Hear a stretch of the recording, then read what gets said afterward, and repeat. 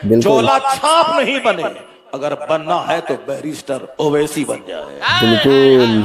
अस्सलाम वालेकुम मेरे प्यारे दोस्तों, आप सभी का स्वागत है MIM न्यूज मधुपुर चैनल में। दोस्तों इस वीडियो को पूरा जरूर देखें। इस वीडियो के अंदर बात करेंगे MIM पार्टी के चीफ बैरिस्टर असदुद्दीन ओवैसी साहब ने नए साल के मौके पर बहुत बड़ा बयान सामने दिया है। ओवैसी साहब का बयान सुनाएंगे तो वहीं दूसरे तरफ एक मौलाना साहब का बहुत बड़ा बयान सामने आया है, आप स्क्रीन पर देख सकते हो। ओवैसी साहब को लेकर और भारत के मुसलमानों से अपील किया है, अगर नेता बनना है तो ओवैसी जैसा नेता बनो, क्योंकि असदुद्दीन ओवैसी साहब जब पार्लियामेंट के अंदर दहाड़ते हैं, खराटेदार इंग्लिश जब बोलते हैं तो मोदी भी और अमित शाह भी वो सुनते रह जाते हैं। और ओवैसी साहब जो भी बोलते हैं हक की बात बोलते हैं। और मौलाना साहब का ये बयान सोशल मीडिया पर काफी तेजी के साथ चर्चे का विषय बना हुआ है। मौलाना साहब जो बयान दिए हैं आप लोगों को सुनना काफी जरूरी है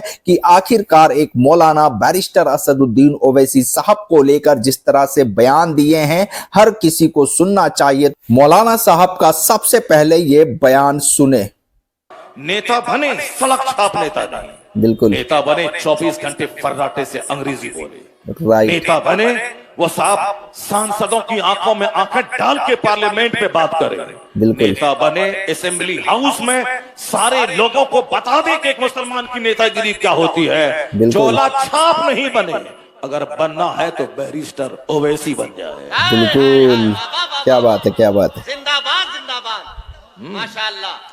अगर नेता बनना है तो बैरिस्टर बने। बिल्कुल मोदी जी राइट बोले। डर जाते हैं जब वो अंग्रेजी में बात करते हैं। वाह वाह। अमित शाह थर्राने लगता है जब वो अंग्रेजी में बात करते हैं। क्या बोल दिया भाई। इसलिए अपने बेटों को झोला छाप नेता मत बनाइए, उसे खूब पढ़ाइए लिखाइए। बोले जब 24 घंटे अंग्रेजी बोलेगा तब नेतागिरी करेगा। तो अब मुखिया जी खेल चलते, एक रमेश को जिताने के लिए 10 अब्दुल्ला अहमद सब मिलके आपस में बंदर माट करेगा और रमेश को जिता देगा। और फिर यह सब डपली बजाएगा कि हमने तुमको हरा दिया। तो रमेश के जीतने से उतनी खुशी नहीं जितनी खुशी अपने अब्दुल्ला भाई को हरा देने से होती है। बिल्कुल सही बोले मौलाना साहब। गंदी राजनीति जहां रहेगी काफिरों के पांव का ये गेंद खिलौना बनता रहेगा। इसलिए अगर चाहता है कि वकार के साथ रहे, अपने बच्चों को पढ़ाओ लिखाओ। एक बच्चा जाहिल ना रहे, दिन में एक मर्तबा खाना, जमीन बेच देना, मगर अपने बच्चों को काबिल बना देना ताकि आने वाली नस्लों को सुधारे, समाज को सुधारे और मुसलमानों को इज्जत दिलाए। कुफ्र के सामने सीना तान के बातें क्या करे। बिल्कुल सही बोले। और याद रखिए अल्लाह के रसूल सल्लल्लाहु अलैहि वसल्लम ने साफ फरमाया कि क़यामत उस वक्त तक नहीं आएगी जब तक कि वक्त को समेटने नहीं दिया जाएगा। उसका मतलब ये है कि एक साल एक महीने की तरह होगा। बिल्कुल। अब आप अंदाजा लगाइए थोड़ी देर के लिए कि मैं पिछले साल यहां पर आया था। अच्छा, अगर मैं आपसे पूछूं कि क्या मैं 12 महीने पहले आया था या 1-2 महीने पहले आया था, तो आप बोलेंगे अरे ये तो हालिया बात है। क़यामत की निशानियों में से यह है कि एक साल एक महीने की तरह होगा। अब जब आने वाला एक नया ईस्वी का साल है, हमको अपने तरजीहात को, अपनी प्रायोरिटीज को सही करना है। हमको ये कोशिश करना है कि हम अपनी औलाद को किस तरह से उनकी तरबियत दें, बिल्कुल किस तरह से उनको इल्म के जेवर से आरास्ता करें, बिल्कुल राइट। किस तरह से हमारे नौजवानों को उन लोगों से बचा कर रखें जो सही बात है। वो अपने मकासद के लिए, अपनी जाती मकसद के लिए, चाहे सियासी क्यों ना हो, उनको इस्तेमाल करना चाहते हैं। इल्म हासिल करने का पैगाम इस्लाम दे रहा है। बिल्कुल।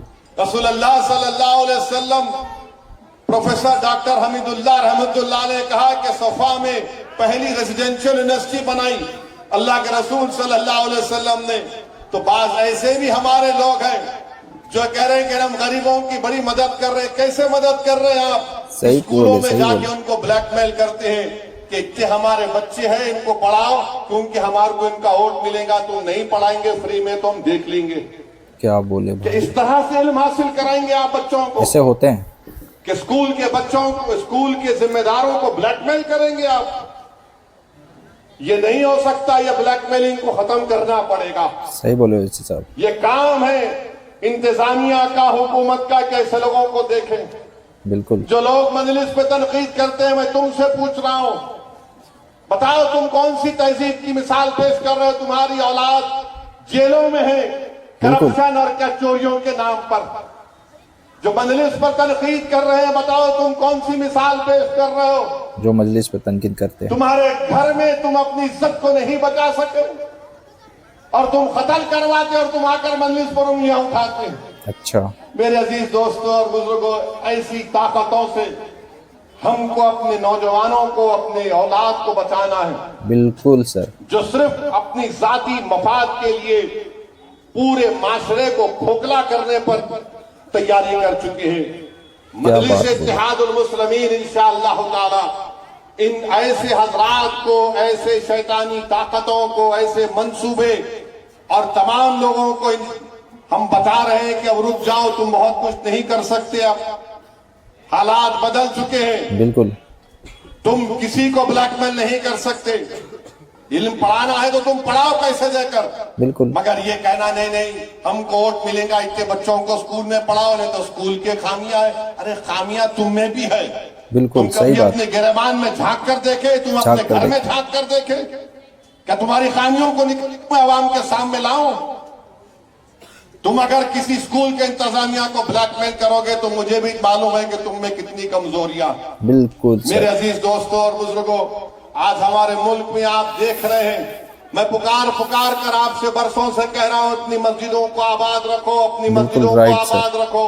तो दोस्तों, आप लोगों ने सुना मौलाना साहब का ये बयान सामने आया असदुद्दीन ओवैसी साहब को लेकर, और अपने बच्चों को इतना काबिल बनाओ, नेक बनाओ, ताकि वो एक अच्छा नेता बने, एक अच्छा इंसान बने और अच्छों के लिए काम करे, बुरा भला उसको पता चले। पर जिस तरह से नेतागिरी पूरा भारत के अंदर जिस तरह से हो रहे हैं, कोई भी अच्छे से नहीं कर रहे हैं। पर असदुद्दीन ओवैसी जिस तरह से कर रहे हैं, भारत की आवाज को लेकर, भारत की जनता को लेकर, और पूरे मुल्क के अंदर जिस तरह से हालात है, असदुद्दीन ओवैसी बेबाक अंदाज में बोलते हैं पार्लियामेंट के अंदर, चाहे अमित शाह हो, चाहे नरेंद्र मोदी हो, कोई भी भारतीय जनता पार्टी के सांसद हो, उनके सामने असदुद्दीन ओवैसी साहब खुलकर अपनी बात को रखते हैं और अपनी बात मनवा लेते हैं। और असदुद्दीन ओवैसी साहब जब भी बोलते हैं, ओवैसी साहब चर्चे में आते हैं, इसीलिए आते हैं क्योंकि असदुद्दीन ओवैसी पढ़े लिखे नेता है और बैरिस्टर है, इसीलिए हम ओवैसी साहब का तारीफ कर रहे हैं और तारीफ करना चाहिए,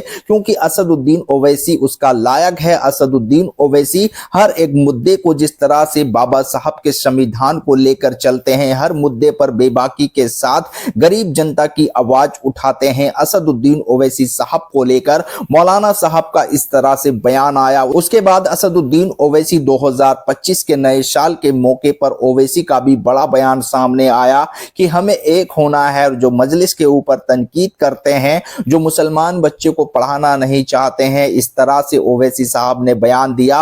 असदुद्दीन ओवैसी साहब को लेकर और मौलाना साहब का जो बयान है, उस पर आप लोगों का क्या कहना है, आप लोग कमेंट बॉक्स में जरूर बताएं। कमेंट बॉक्स के अंदर फिर मिलते हैं एक नए वीडियो के साथ, नई अपडेट के साथ। इस वीडियो को ज्यादा से ज्यादा लोगों तक शेयर करें।